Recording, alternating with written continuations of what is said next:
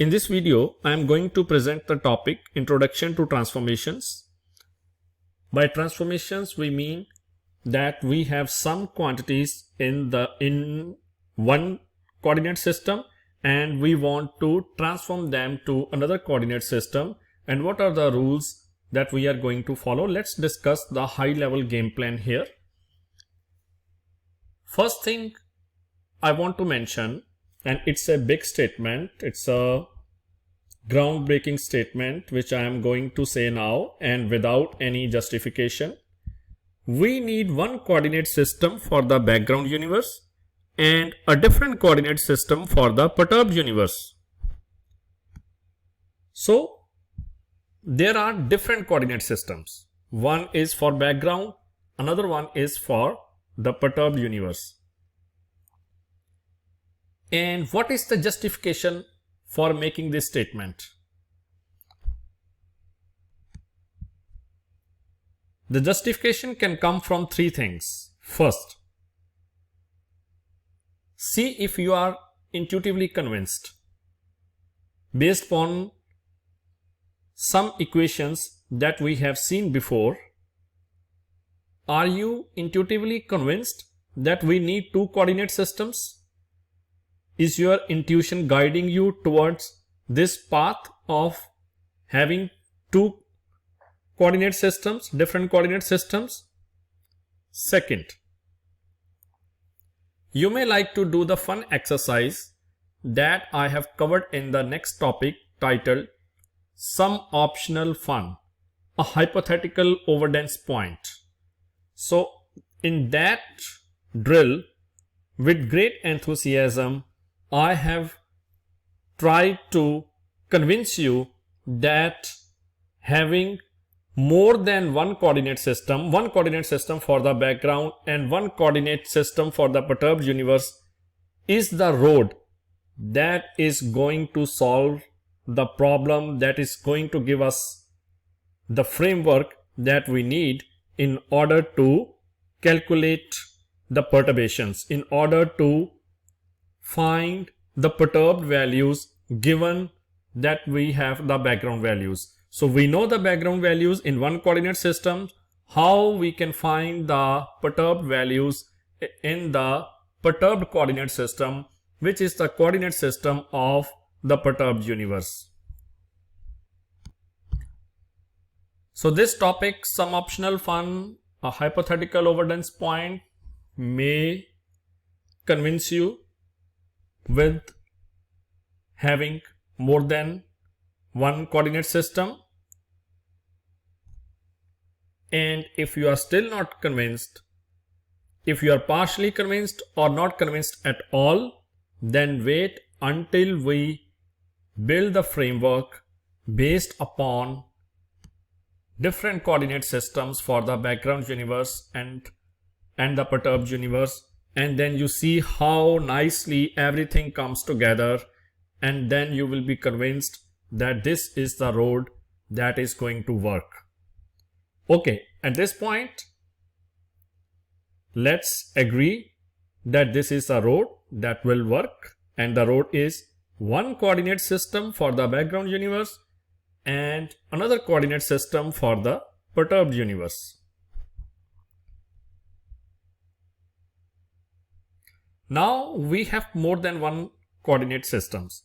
So we agree that, okay, so there are more than one coordinate systems. Now, what are the different scenarios?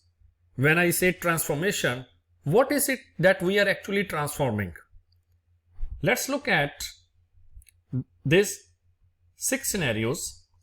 First scenario is that we are given a set of coordinates. Let's say that you are given one coordinate 1 0 0 0, and I'm talking about 4-dimensional space-time here. So it's not 3-dimensional coordinate that you take A, B, C or X, Y, Z. You have to include the time coordinate also. So let's say that the time coordinate is 1 0 0 0.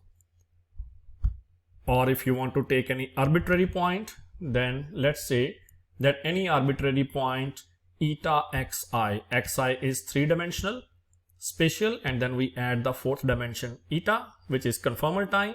So this is one set of coordinates, 4 coordinates. Now when I look at this set of coordinates, eta xi, an arbitrary set of coordinates, 1 eta 1, this is one full set, for example 1 0 0 0 or 1 2 3 4, and all these scenarios, by the way, they will make sense to you if you like to do the fun exercise, for which you have to log into my website www.mycosmicschool.com, and then I can show you a glimpse of it. Something like this. You will see that I have constructed a hypothetical scenario, and I have tried to justify that in order to proceed further, we need to have 2 sets of coordinates. We need to have more than one set of coordinate systems. I am not saying 2, because later we will know that for the perturbed universe we don't have one fixed. For the background, we can say that okay, we have one set of coordinates, one coordinate system. So we have one coordinate system for background, but for the perturbed one we will have flexibility, and we will talk more about that flexibility later. But the main idea is that for the perturbed universe, there is no one fixed coordinate system, but there are many. That's the reason you see that I am not saying anywhere 2 coordinate systems. I have consciously, when writing these notes, made sure that by mistake I have not said that we need 2 coordinate systems. So my sentences are structured in such a manner that I am avoiding to say we need 2 coordinate systems. For example, here I could have said we need 2 coordinate systems, but I wrote the sentence in such a manner that I am avoiding saying 2 coordinate. I am saying one for background and a different for perturbed, because I am keeping the room for what I already know ahead, that there will be more than one for the perturbed. There are many coordinate systems than we can choose for the perturbed. And why do I say that? We will come back to it later in the course. But let's focus on today's topic. That where was I? So here I was, one set of coordinates, and when I take one set of coordinates in the background universe, the physical location of this set of coordinates eta xi is say P. So this eta xi points to point P in the background universe, and in the perturbed universe its location will not be the same. Now are you convinced? And I hope that you are convinced. Just think about it. If you have any questions, you take one set of coordinates. For example, you are taking 1 0 0 0. Now 1 0 0 in one coordinate system will physically be located at one location, and that location is not the same if you look at 1 0 0 in another coordinate system. So when you take one set of coordinates 1 0 0 0, 1 and 3 zeros, that point has one that coordinates. So that set of coordinates, those coordinates 1 0 0 0 points to one fixed point, points to one point, say P, in the background universe, and it points to a different point, say P1, in the perturbed universe. So that is clear.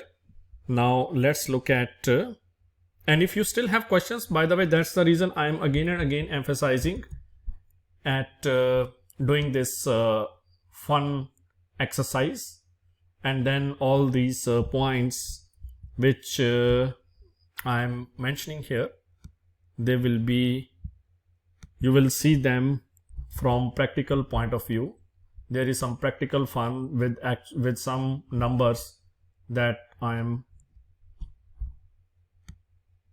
trying to convince you with what I am stating here. Okay, next point. Now, so basically in the first point we have one set of coordinates, and now what is our transformation? Our transformation is that now we are taking this set of coordinate from one universe, from the background to the perturbed, and then we will see that when we do this transformation, take the universe from one, take the coordinates, same coordinates from one universe to another universe, then we find that there are 2 points, point P. Now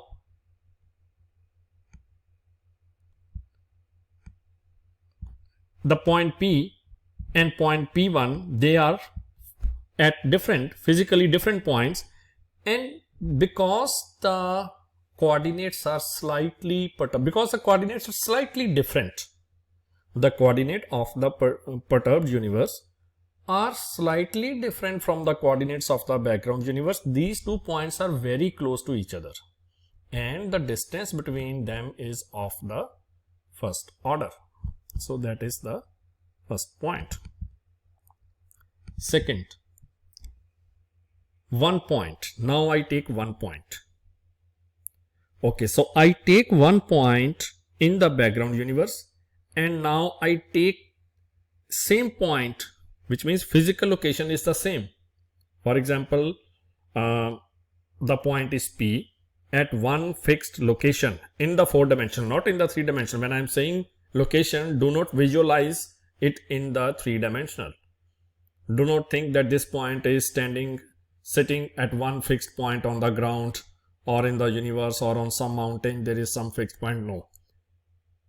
You have to take into account that this is 4-dimensional space-time. So in the 4-dimensional space-time, there is one fixed point P with one set of coordinates, say x alpha. Now you are standing there on that point P, but now you are calculating its coordinates in the perturbed universe. And in the perturbed universe, the coordinates will not be the same. Why? Because the coordinate system of the perturbed universe is not the same as the coordinate system of the background universe. The perturbed universe has its own coordinate system. So even though you are standing at the same point, the coordinates will be different. And because the perturbation is of first order, perturbation is very small. The difference between the two sets of coordinates is very small. The difference in values of coordinates will be of the first order. Next, we consider a scalar field. A scalar field, and find the value of that field at one point. Now we find the value, say density field. We find the value of density field at one point. Now at one point in the background universe. And when I look at the density field at the same point in the perturbed universe, will it be different or same?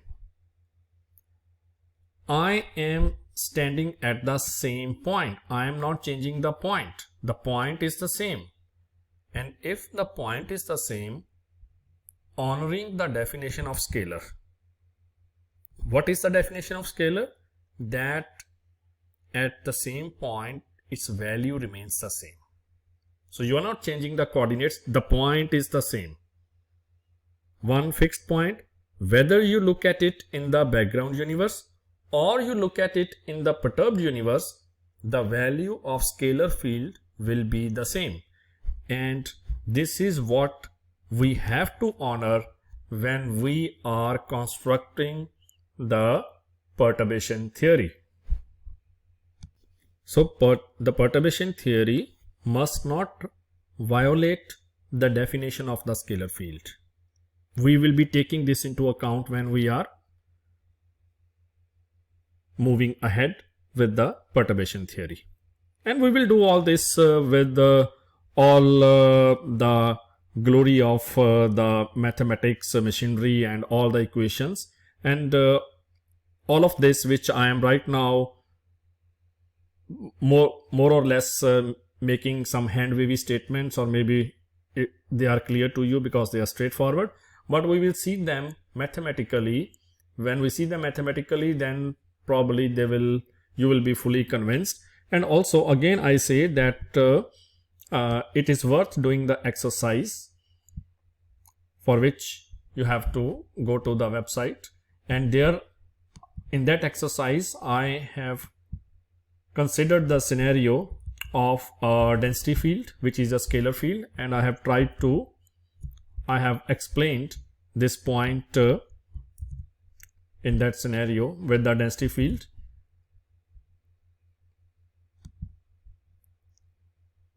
That the value at a given point is the same, and honoring this concept of scalar, again through that exercise I have motivated the need for different coordinate systems and